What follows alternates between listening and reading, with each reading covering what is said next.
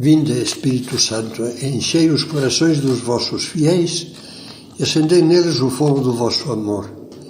Enviai o vosso Espírito e tudo será criado, e renovareis a face da terra. A nossa vida depende, em boa parte, das decisões livres que nós tomamos. Refiro-me àquelas decisões em coisas pequenas ou grandes que nós podemos tomar ou poderíamos não ter tomado. Poderíamos ter tomado outras ou nenhuma. Uma decisão certa ou uma decisão errada, uma decisão sensata ou uma decisão disparatada vão deixar sempre marcas positivas ou negativas na nossa vida.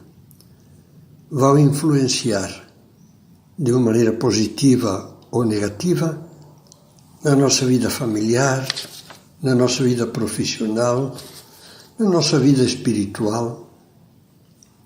Pense que a graça de Deus, acima de tudo, é a que trabalha as coisas boas da nossa vida. Mas as nossas decisões, porque Deus nos quer livres, nos fez livres e quer contar com a nossa liberdade, as nossas decisões acertadas ou desastradas podem atrapalhar, podem prejudicar seriamente a ação da graça divina. Estamos iniciando agora uma nova série de meditações baseada no meu livro intitulado A Arte de Decidir Bem, a Virtude da Prudência. É uma série que vai ser dedicada à prudência, que é exatamente como diz o título, A Arte de Decidir Bem. E esse livro tem como epígrafes duas citações da Bíblia, do livro dos Provérbios. A primeira diz: o coração prudente possuirá a ciência. Provérbios 18:15. A segunda diz: no coração do prudente repousa a sabedoria. Provérbios 14:33. E vamos começar já. Prudência. O que é e o que não é. E começaremos comentando o que ela não é. Muitas pessoas têm uma visão míope, reduzem a prudência a simples cautela. O cuidado para evitar o mal, que isto é a cautela, é algumas vezes um aspecto da virtude da prudência. Mas muitas outras, como veremos adiante, é exatamente o oposto dessa virtude.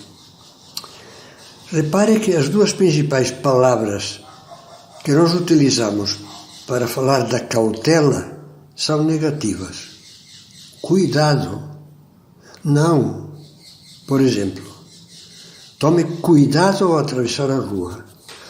Não saia à rua sozinho, de noite. Não confie neste seu sócio. Não se arrisque a comprar uma moto. Não exagere nas doações de caridades, porque eles acabam abusando. Cuidado com o que posta no Facebook ou no Instagram. Cuidado que com tantas idas à igreja você vai virar carola. Nessa sinfonia cacofônica de cuidado e não, algumas frases das que eu acabo de pronunciar merecem o nome de prudência, mas outras não. Ora, repare que nenhuma só dessas frases, nem todas elas em conjunto, são capazes de nos oferecer um ideal de vida. Não apontam para nenhuma realização, nenhuma conquista, nenhuma melhora, nenhuma perfeição, só para nos acautelarmos do mal. Ninguém se realiza na base de medos e cautelas. Por isso, o Catecismo da Igreja Católica afirma que a virtude da prudência não se confunde com a timidez ou o medo. Então, o que é a prudência? Veja como é clara a definição de prudência que nos dá o Catecismo da Igreja. A prudência, diz, é a virtude que dispõe a razão prática a discernir, em qualquer circunstância, o nosso verdadeiro bem e a escolher os meios adequados para realizá-lo. Eu lhe dou um número do Catecismo porque é para meditar devagar. Nós vamos procurar fazer isso na sequência destes podcasts. O número é 1806. Mas grave bem essas palavras que acabamos de ler, que nos deverão ilustrar ao longo de todas as reflexões desta série. E não perca de vista que a prudência visa principalmente realizações, não só esquivar o mal, realizar. Realizações práticas, a realização do verdadeiro bem.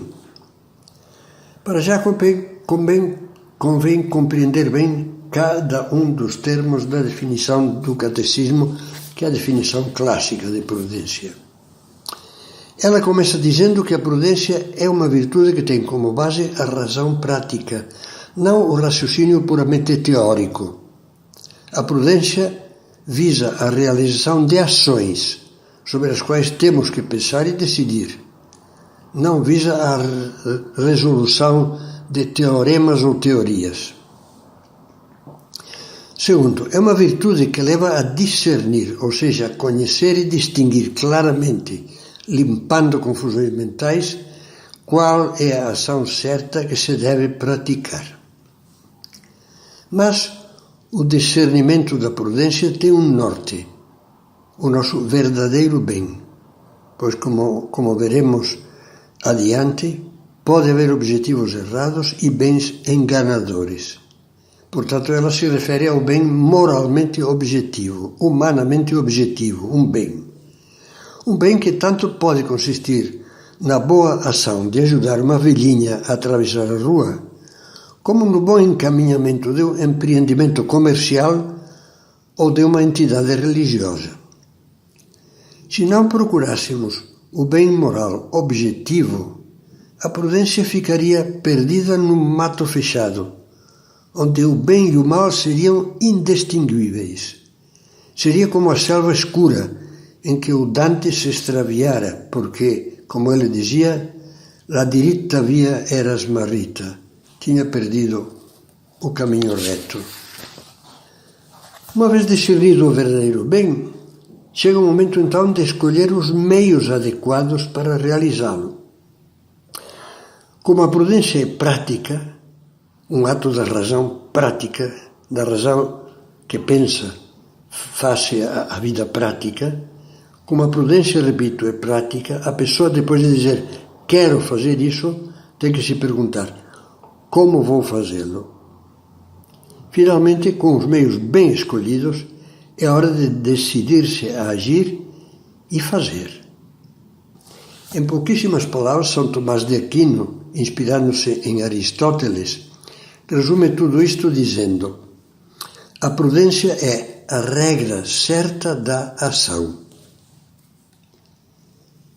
E se perguntava, é a primeira das virtudes, vários filósofos se perguntaram isto, porque é uma virtude cardial, uma virtude humana, uma dessas virtudes que são eixo, à volta da qual giram outras virtudes unidas a elas, ligadas a elas. São essas 4 virtudes. Prudência, costuma colocar-se sempre a prudência em primeiro lugar. Prudência, justiça, fortaleza e temperança. Veja que falamos de virtudes humanas ou morais, que é a mesma coisa, não de virtudes teologais como fé, esperança e caridade. Pois bem, os pensadores clássicos pagãos e cristãos dão à prudência uma precedência sobre as outras virtudes morais, justiça, fortaleza e temperança. Não dizem que seja a maior das virtudes. A maior virtude humana, todos concordam em que é a justiça. A maior de todas as virtudes em seu conjunto é a virtude teologal da caridade. São Paulo, por isso, dizia: se não tiver caridade, não sou nada. Contudo, disse que a prudência tem precedência sobre todas as outras virtudes humanas neste sentido. É a moderadora, é a que tem a batuta, como o regente da orquestra, moderadora de todas elas. Guia e orienta as outras virtudes para o fim próprio de cada uma delas, ajudando-as a manter-se no ponto certo, como dizem os filósofos, no ponto médio do equilíbrio moral, evitando assim que descambem para a insuficiência, para o exagero da insuficiência, ou para o exagero da demasia, demais. Nem de mais, nem de menos. Por isso São Tomás chama a prudência a mãe das virtudes. A expressão ponto médio, que acabo de mencionar, é correta, mas perigosa, pois pode levar a confundir equilíbrio com mediocridade. Os comentaristas cristãos, para evitar essa distorção, recorrem a uma imagem expressiva. O ponto médio moral é um cume que se eleva entre os dois abismos, está no meio de dois abismos. Por exemplo, a coragem, que como todas as virtudes deve aspirar à sua maior perfeição, é um cume entre os abismos da covardia e da temeridade insensata. A ética tradicional define essa função diretiva da prudência, dizendo que ela é auriga virtutum, literalmente condutora, auriga em latim, do carro das virtudes. Talvez você se lembre das corridas de quadrigas, de bigas, 4 cavalos, 2 cavalos.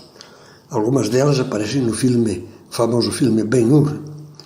Enquanto o auriga, o que dirige com a rédea na mão, enquanto o auriga tem domínio das rédeas, o carro avança velozmente pela pista certa e pode chegar em primeiro lugar. Mas se o condutor solta as rédeas e puxa por elas desajeitadamente, por bons que sejam os cavalos, o desastre é inevitável. A mesma coisa acontece com as virtudes que não têm as rédeas nas mãos da prudência.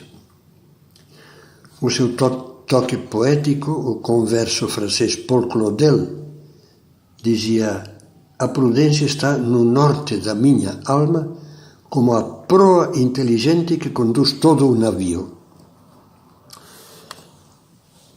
Todos os sábios pagãos e cristãos distinguem 4 atos da prudência. Quando explicamos os termos da definição que acabamos de fazer isso, que o Catecismo nos dá para essa virtude, seguimos o ensinamento de São Tomás de Aquino, que ele também distingue 4 atos da prudência. Primeiro, a reflexão.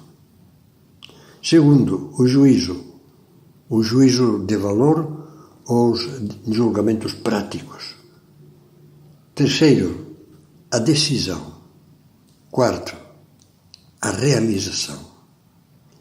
Como escreve Joseph Pieper, glosando São Tomás, a prudência não consiste apenas no conhecimento objetivo do verdadeiro bem numa determinada situação.